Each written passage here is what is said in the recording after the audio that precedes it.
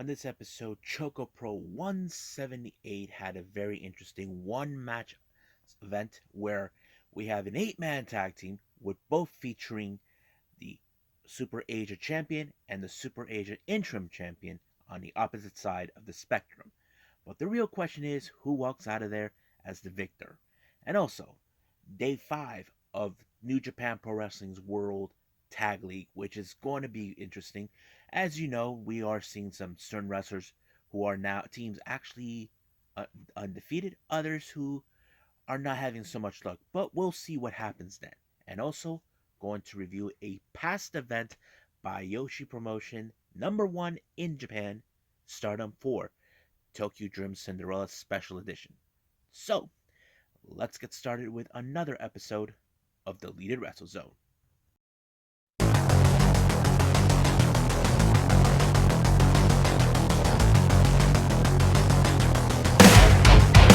Are you ready? Get up, get up! Get up, get up! Get up, get up! Get up, get up! Get up, get up! Get up, get up!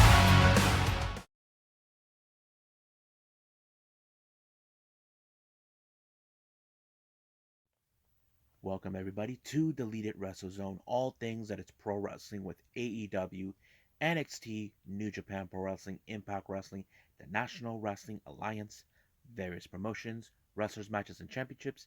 I am your host, Gerard here. So, let's begin with the latest Choco Pro event, 178. As I mentioned, this is a one match only with a 8-man tag team match. On one side, we have, of course, Too Much Energy and also one half of Egg Tarts, Chiko Ishikawa. We have the Tropical, Yuna Mizumori, one half of the Best Bros, and one half of the Asian Dream Tag Team Champions, Balinaki, and of course the Super Asia Interim Champion, Shon Shiru, versus Sayaka, one half of Egg Tarts, Hagane Shinoi, one half of CDK, Masahiro Takanashi, and of course the Super Asia champion, Minoru Fujita.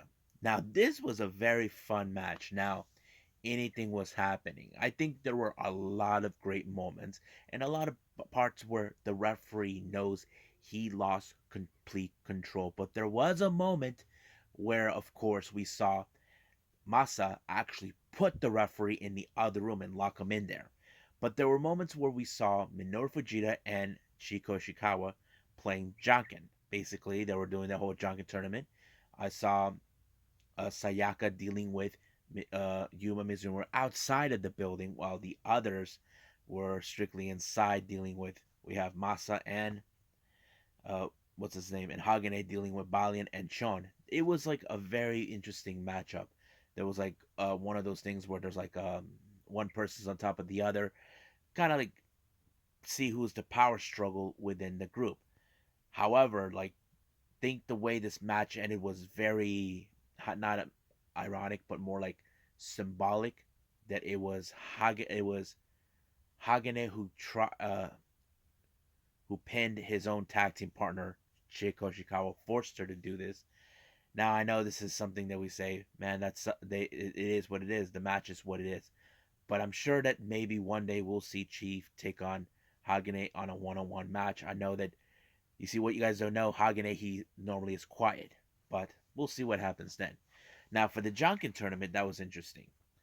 Everybody who Chi, Yuna, Balian, and Sean were eliminated right away in the first round, leaving Sayaka, Hagane, and Masa and Minoru Fujita to win. But no, never mind. She remained. She eliminated Minoru. But however, the final match ended when it was Chi versus Sayaka, but out of the blue. I did not expect this. Sayaka won.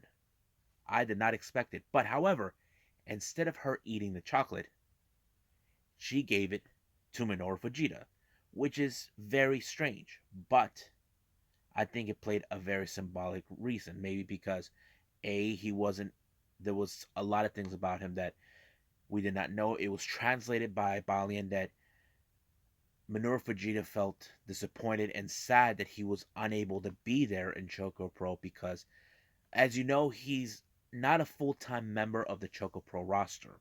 He's not even a full time member of any promotion. He's just a freelancer. Those wrestlers are booked in different promotions around Japan and only mostly in the independent scenes in Japan, but that's how it plays out. But he knows that one day he has to face Chon Shiru because this is going to be a match that we will never forget. However, he deplored Chon to keep on winning, keep defending that title no matter what. He praises him for what he did, that he took the opportunity to do this because he knows that he's not defending that title like he should have been. Chon is now defending his. So that means when that day comes, we'll see who will be the true undisputed Super Asia champion. And that's something I'm looking forward to it. So, right now, let's move on with New Japan Pro Wrestling World Tag League.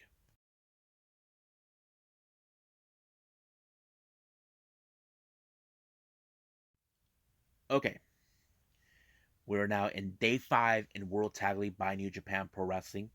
It opened up once again with the Young Lions. We have Koze Fujita versus Yuto Nakashima. Now, this match, I have to say, I was impressed with Nakashima, how he was able now to adapt a little more better. But however, it was too late for him. He had Fujita in the Boston Crab, but however, Fujita did not tap out because they reached the time limit draw. So that means it is over. It was a draw.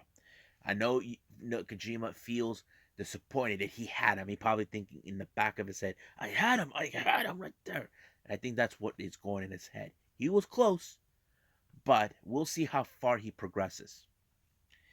Now, our first match we have, of course, in the World Tag League, Satoshi Kojima, Hiroyoshi Tenzan taking on GBH, um, Hamna, and Makabe. Now, I know Kojima is no strangers to ZBH before. He had little run-ins in the past with them. But this was another test of time.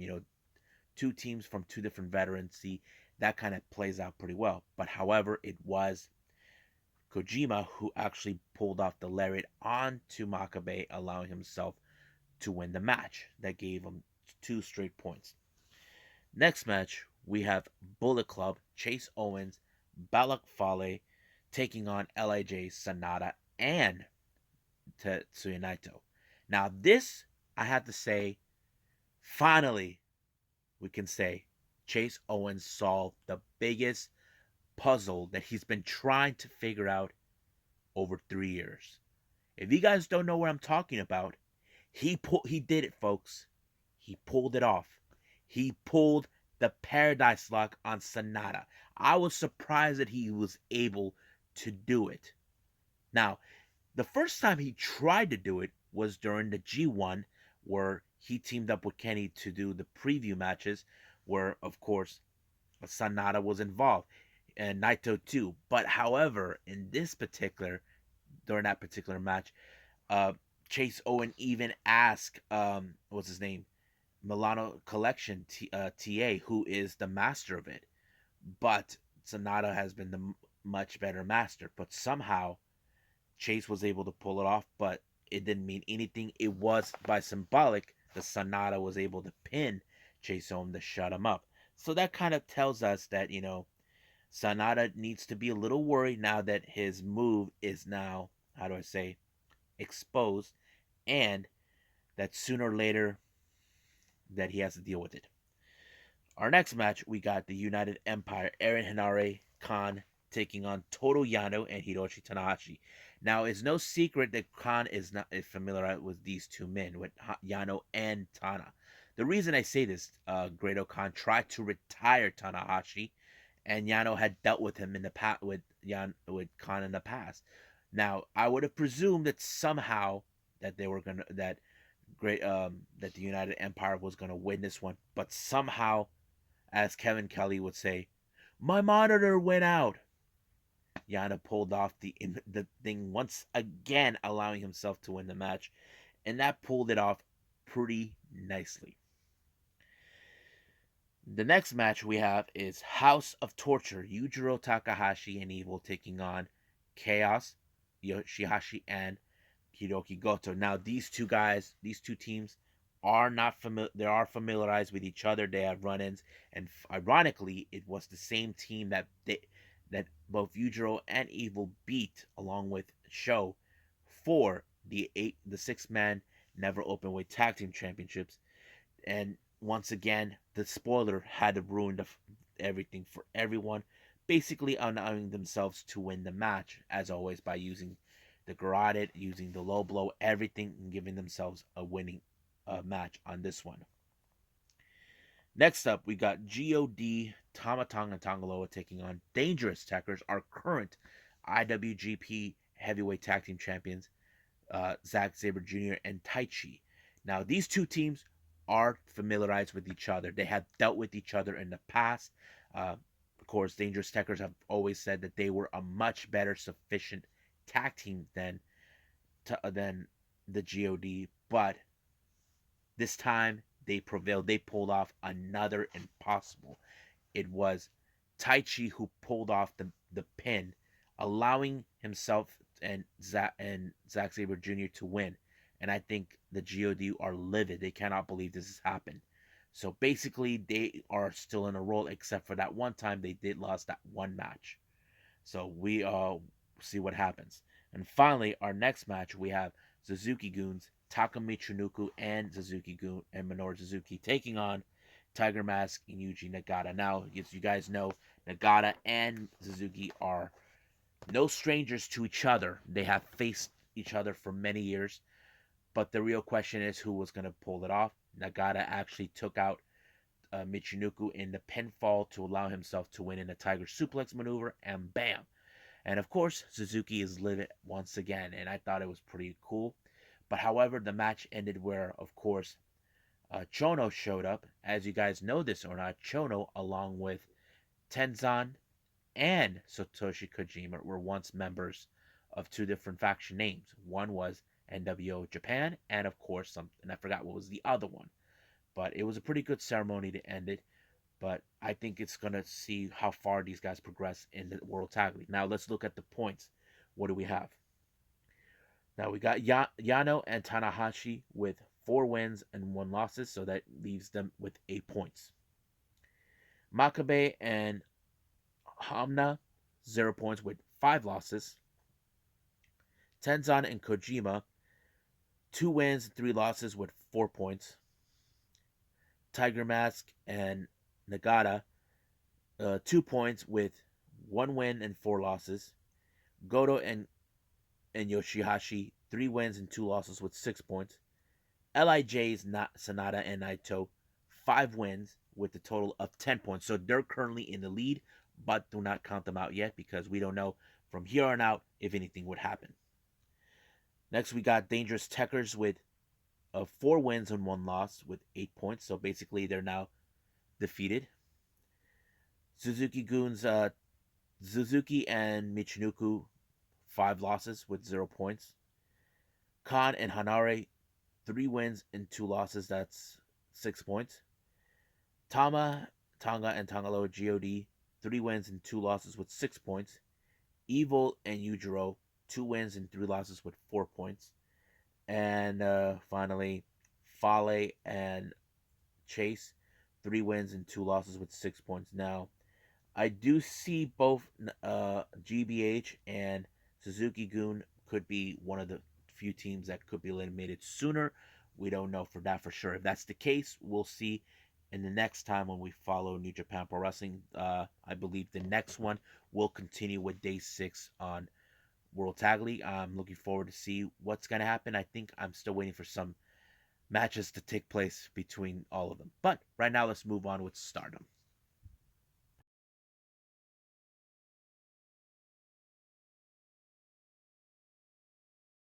Okay, so the last thing I'm going to review right now for everyone, this is a past event by Stardom. This is the Tokyo Dream Cinderella special edition that took place on the 12th of June. This was during the time when they concluded the finals of the Cinderella tournament. They had the semifinals in this one too, and then later on they had the finals. But let's go from the very start to finish. The first two matches were the semifinals of the Cinderella tournament. The first one is Maika of DDM taking on Cosmic Angels Unagi Sayaka, taking on Himeka and Sayaka Mitani. But now let's talk about Maika and Unagi's match. This one was like one of those intense matches. Now these two women are determined to prove that they want to get to the top, to the finals. Maika, whose her time has come to reign supreme, as you know. Those who don't know her background, she was trained by none other than Taka Michinoku. That's right, guys. She was part of the Kaientai Dojo before they changed her name, and it was through Taka who actually helped her get signed with Stardom. As for Nagi, we know she has been one of the most interested wrestlers. She has been shown great promising ever since she first arrived. Not to mention, she won the Rumble match in the All Star game that took place back in March, and I thought it was a pretty good match. But however, Maika was the one who proved reigned supreme, and she was dominant. But however, um, her leg was one of her leg injury may have cost her a little bit, but we'll see what happens then in the finals. But the next match was another member of the DM, Himeka, who swore that they should get to the finals with Michael to make it a showdown. But however, her opponent is none other than Queen Quest, the Phoenix herself, Saya Kamitani. Saya, who was once a protege of Tam Nakano. Not to mention, she eliminated her in the tournament. She believes that she is the true future of Stardom. Now she took out Himeka like no other. Even though Himeka is a much bigger opponent to Saya, but it was Kamitani who overcame this one. It was like what a great match. So in the finals, it was later revealed it's going to be Maika and Saya Kamitani.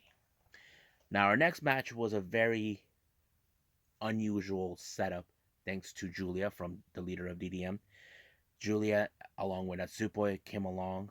Uh, Queen Quest, um, Momo Watanabe, and Azumi, and then finally Cosmic Angels, Tam Nakano and Mina Shirakawa. Now, the idea was that they're going to try to mix up this tag team. Basically, Julia picked out the first stick that has the color on the tip, and it was red. Natsupoi picked up the next one, which was the white tip. Then finally, Mina Shirakawa stepped up, or should I say, Tam told her to step up, picked up the stick with the blue tip. However, that means that everyone was split up. So it was Tam, Momo, and Azumi who had to pick which they were gonna go. So it later became Tam picked the red tip. She teams up with Julia. Azumi teamed up with Nasupoi, who they know each other pretty well. And then finally, Momo did not was happy with this whole thing. But the entire match was like okay, but I had a feeling because nobody in those two groups likes the Cosmic Angels. Basically, they are like the one team that they dislike because they think they don't deserve to be there. But however, they did gave them a huge humiliation. But in the match, it ended. It became apparent that Azumi and Natsupoi won the match, and they won some big prize. Kind of weird. But yeah. Now our next match is an elimination match, a 5-on-5. Now this is part two of this one between the war between Odatai and Stars. Odatai has won the first elimination where they acquired Fukigen Death when she was known as Gokigen, and now it could be anybody's game. So basically, we had for the Odatai side, we have Ruka, Fukigen, Konami, Saki Kashima, and Atsuko Tora taking on Stars, consistent with Marvelous's ace, Rin, Kadokura, Koguma, Hanan, Starlight Kid, and of course Mayu Iwatani. But however, this match became a brutal match. As always, Odatai always cheat their way by removing the ref, bringing all the weapons they can get. And the one person they acquired was the one person no one expected, and that one was Starlight Kid. It was very touching. Now, if you guys have been following Stardom right now in this moment, Kid has embraced the dark side. So basically, she is now going out of her way to become at the top, believing she can surpass Mayu. So basically, it broke Mayu's heart, but she did swear she will get her back. Now, our next match is the finals of the Cinderella tournament. We have Maika and Sayaka Mitani. Now, this match was so intense. However, people say, what is Sayaka Mitani's game plan? As you all know, Maika, it has a much, how do I say, superior style than Sayaka Mitani. But Sayaka Mitani knows that Maika has an injury. So basically, she used that in her advantage, but she was afraid. But Maika's only true weapon that she can put is the Michinoku driver, but it was to no avail. But it was Asaya who sealed the deal with two moves. The first one was Star Crusher, and then the second one, the Phoenix Splash, and allowing her to win the match, becoming this year's Cinderella winner. But she did came back later, but I'll explain that a little bit. Now, the main event is for the red belt, also known as the World of Stardom Championship between Suri from DDM and Utami Hayashishita. Now, this is a title that Suri has been pursuing for a long time. She wanted to win this title to make her mother proud, but sadly, she did not was able to see that. Utami, who has dealt with many wrestlers in her wake, not only Suri, she has many others that tried to challenge her. And basically, she came out through. But this was one of those matches that became another instant classic to watch. They even tried they only had a 30-minute time limit and ended into a draw. And they requested for another 15 minutes, also ended in a draw. So basically, they're evenly matched. But however, Utami had a little visitor, and that person was the leader of Odatai, Natsuko Tora, who is happy that she acquired Starlight Kid, and she's trying to tell her, I'm right here. Set my offer to challenge. So Utami had no problems accepting that match. So the real question, will that take place? And I think that would take place in Yokohama Dream Cinderella. Now, the show ended with the Cinderella tournament's celebration with the ceremony with course. Now, some of you saying, what happens to the winner who wins this tournament? Well, just like Cinderella, there's always a wish to be made. So, Sayaka Mitani requested one wish. And that wish is to challenge her former mentor, Tam Nakano, for the Wonder of Stardom Championship, aka the White Belt. Now, I have talked about the White Belt many times over, even on the podcast, where it's apparent that there's been many people who have been desiring to capture it. So, I believe Sayaka Mitani will be the second challenger in title defense by Tam Nakano. The first one was Natsupoi, but fortunately she did not win it. But I have a feeling this match between both Tam and Saya is going to be another classic. And hopefully I will review for that one for you guys to tell you what I think. And I think the Tokyo Dream Cinderella show was pretty amazing. I enjoyed it. There'll be others to review too. So I think that's it, what I got for all of you. Well, I hope you guys enjoyed this episode, me reviewing ChocoPro, New Japan Pro Wrestling, and Stardom. Coming up, we got more of New Japan Pro Wrestling with day 6 of the World Tag League tournament. Can't wait to see what's going to take place. We're also going to review Dark Elevation. There will be some interesting matches. Jay Lethal will be involved, so is Tony Nese. And we got an 8-man tag team match with Dark Order, Silver, and Reynolds teaming with the Varsity Blondes to take on the Acclaim and Chaos Project, and many other things. We also got, I'm going to review a past event by British Pro Wrestling promotion RevPro with the event called Risky Business that took place back on September 4th. Now, there are some events that might have passed from the time the last time I reviewed it, but that's okay because I did not see these. I'm kind of curious to see how these events, there's plenty more that I've been seeing. So I think that's pretty much it, what I got for all of you. So, for now, I must bid all of you guys adieu. So, goodbye. Mwah, and have a nice day. Bang.